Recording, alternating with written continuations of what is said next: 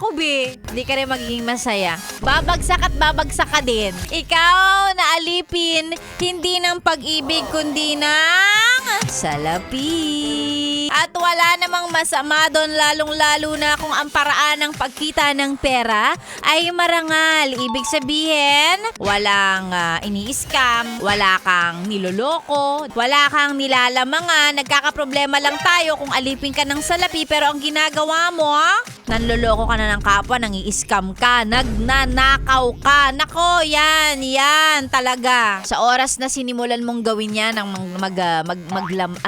manlamang ng iba, magnakaw sa pera ng may pera, mang-scam, naku, be, sure ball na ang entrance mo.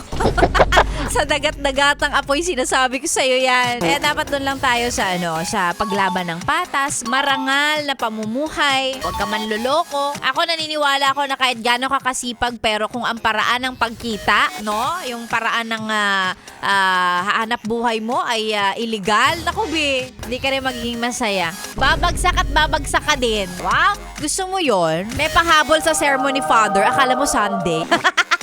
Ano pang ginagawa mo dito, ha? Sinasabi ko na nga ba eh. Solid yes friend ka talaga. Dahil nandito ka na rin lang, sige na, mag-like at mag-comment ka na. Mag-subscribe ka na rin at i-click ang notification bell. Para mapasali ka sa mga kalokohan namin. Bawal na bawal mag-no dito, ha? Kasi yes to yes!